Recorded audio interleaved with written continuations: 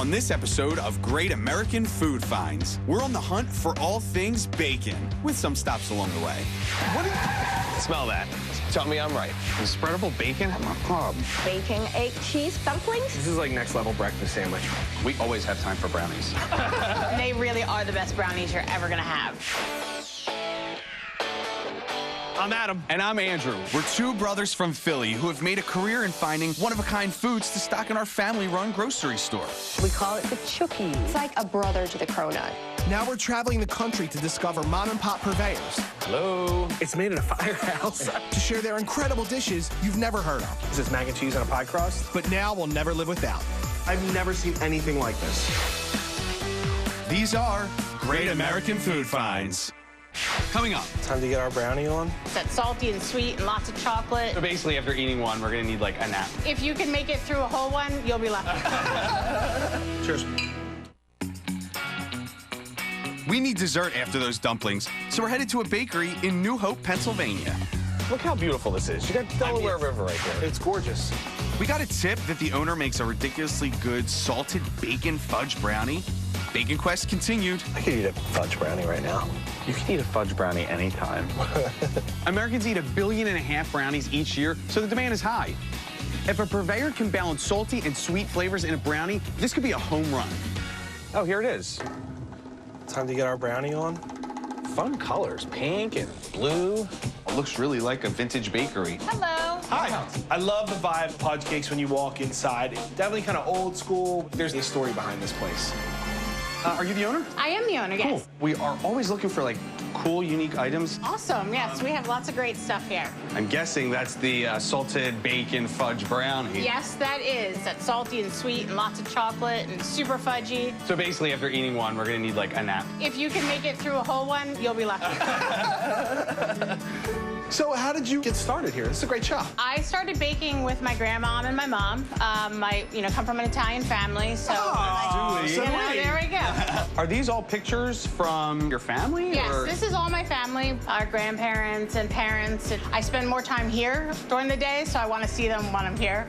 Everything that we do here is baked from scratch, and I learned that from my grandparents. If my grandmother was here right now, she'd be very proud. Our grandparents definitely did not bake bacon brownies when we were growing up. They really are the best brownies you're ever gonna have. Is there any way we might be able to get a taste of them? Absolutely.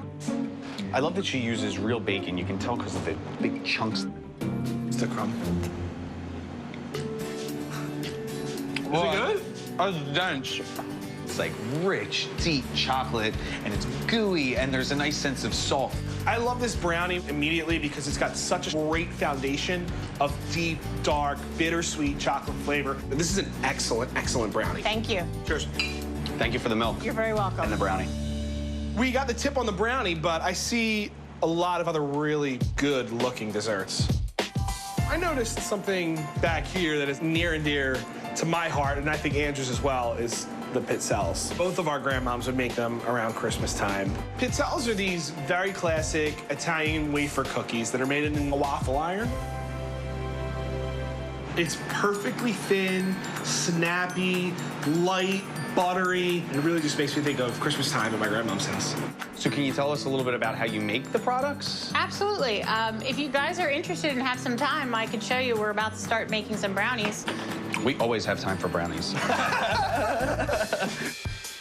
I like a fudgier, denser, kind of melt in your mouth, gooey brownie. This is one of the reasons why we're attracted to this brownie.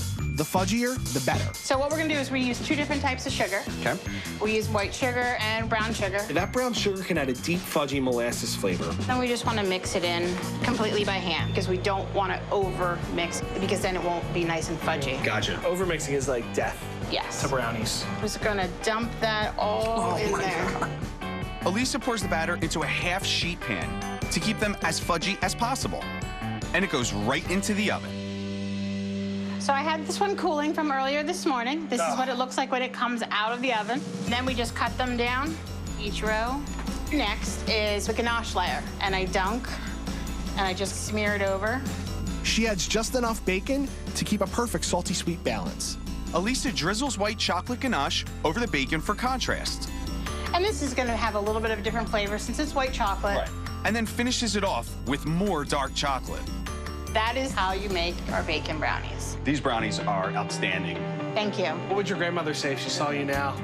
I think she'd be extremely proud of me. It's one of the best brownies I've ever had. Definitely check it out at Pudge Cakes the next time you're in New Hope, Pennsylvania. Well, thank you. Take care. Thanks, See ya. guys. This was a really successful trip.